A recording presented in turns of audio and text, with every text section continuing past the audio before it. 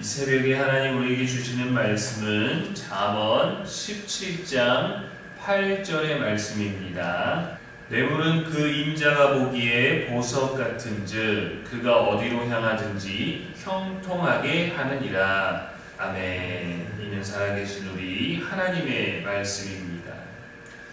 이 시간 보석처럼 보이는 유혹이라는 제목으로 말씀 전하겠습니다. 오늘 본문은 잠언에서 오해받기 쉬운 구절 중 하나입니다. 읽어보면 이런 생각이 들죠. 성경이 뇌물을 주면 형통하다고 말하는 건가 싶죠. 실제로 본문만 떼어놓고 보면은 그렇게 읽힙니다. 그러나 성경 전체는 뇌물을 매우 강하게 금지합니다. 출애굽기 13장 6절에 너는 뇌물을 받지 말라. 뇌물은 밝은 자의 눈을 어둡게 하고 의로운 자의 말을 굳게 하느니라 했어요. 신명기 16장 19절에도 뇌물은 지혜자의 눈을 어둡게 한다 했습니다. 이 사회 구조와 관계 구조 속에서 이러한 뇌물은 실제로 크게 작용을 합니다. 뇌물의 크기에 따라 또 방법에 따라 정말 효과를 가져오기도 하죠. 어떤 구조에서는 뇌물을 주고받는 것이 관례인 것처럼 자리 잡기도 합니다. 그렇다면 오늘 본문은 무엇을 말하려는 걸까요? 오늘 말씀은 뇌물을 칭찬하고 효과가 있다라고 말하는 것이 아니라 뇌물을 바라보는 인간의 마음을 묘사한 구절입니다. 그래서 뇌물은 그 임자가 보기에 보석 같다라고 했어요. 뇌물은 사사로운 이익을 위해서 주는 부정한 재물을 말합니다. 히브리어로는 쇼하드라고 하는데 판단을 바꾸기 위해 주는 금품, 공정을 무너뜨리는 대가, 사람의 마음을 움직이는 이익을 의미합니다. 쉽게 말하면 진실보다 이익을 선택하게 만드는 것입니다. 다양한 단어, 다양한 모양으로 존재하죠. 돈뿐만 아니라 적대, 특혜, 인맥, 청탁, 편법, 로비 모두 다 여기에 포함되는 것입니다. 뇌물을 얻는 자의 눈에는 보석이라고 했어요. 보석은 어디를 가든지 가치가 있습니다. 보석은 아름답죠. 보석을 차고 있는 것만으로도 내가 얼마나 귀한 것을 하고 있는지, 내가 얼마나 좋은 형편에 있는지, 내가 얼마나 값비싼 것을 몸에 두르고 있는지를 보여줄 수 있습니다. 사람들은 보석을 가지면 문이 열리고 대접을 받고 원하는 것을 얻을 수 있는 힘이 있다고 생각합니다. 뇌물도 그렇습니다. 돈이 아니면 안 되는 일이 없다. 인맥이 있으면 해결된다. 아주 좋은 선물 하나면 된다라는 이 물질의 힘이 작용하죠. 내 말을 듣게 하려거든 상대를 먼저 배불리 먹이라라는 말도 있습니다. 그래서 뇌물을 마치 무언가 막혔을 때 풀리는 만능 열쇠처럼 여겨지기도 합니다. 그가 어디로 향하든지 형통하느니라 했어요. 이것은 무슨 뜻일까요? 이 표현도 오해되기 쉽습니다. 여기서 형통하다라는 것은 하나님이 함께 하신다, 하나님의 복을 받는다라는 의미가 아닙니다.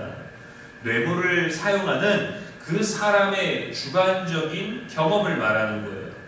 그러니까 뇌물을 사용하거나 뇌물을 받는 사람 눈에는 그렇게 보인다, 자기가 그렇게 믿는다라는 의미입니다.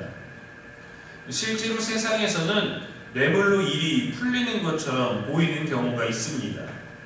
불법 청탁으로 승진하기도 하고 돈으로 판결을 바꾸려 하기도 하고 인맥으로 기회를 얻거나 실수를 덮기도 하죠. 그래서 사람들이 돈이 최고다라고 합니다.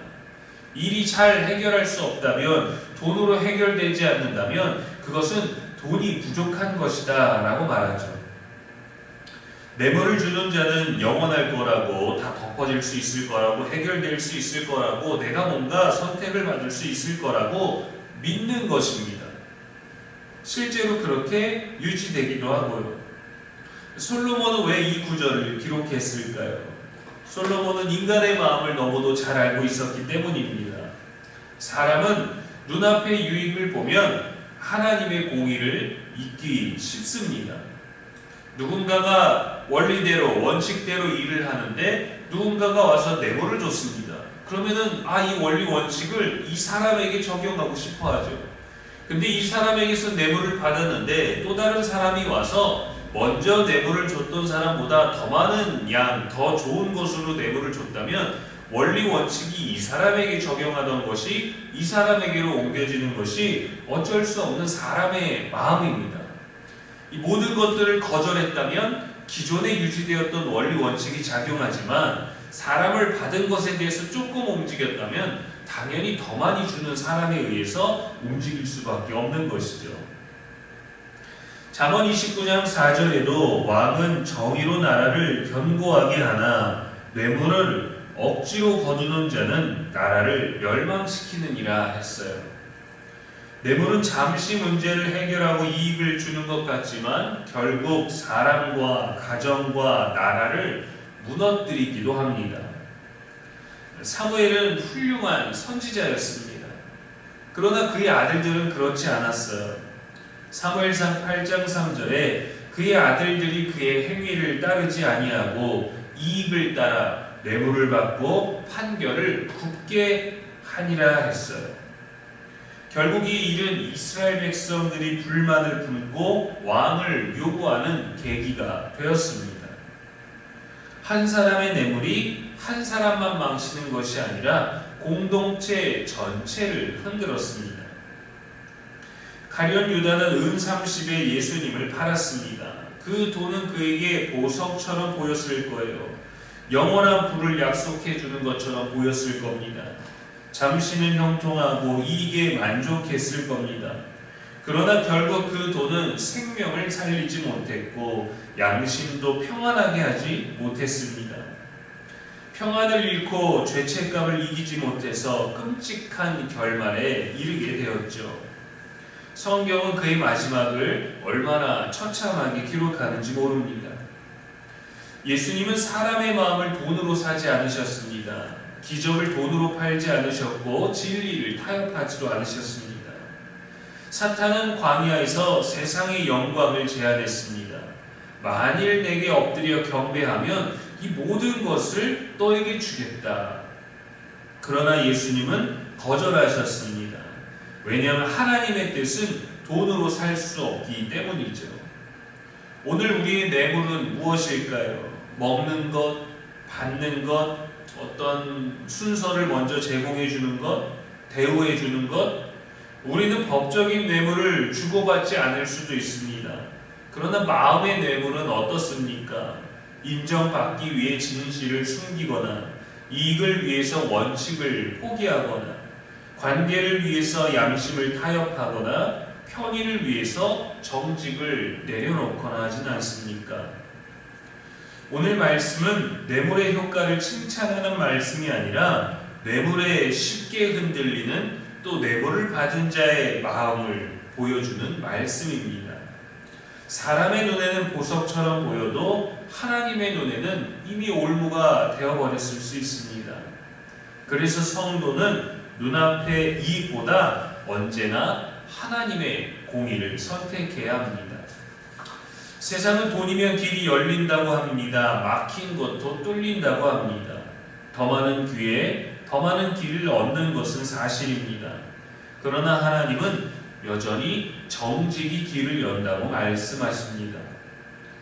잠시의 이익은 사람을 높이는 것처럼 보이지만 공의는 사람을 끝까지 세워줍니다. 예수님은 세상의 모든 영광보다 아버지의 뜻을 선택하셨어요.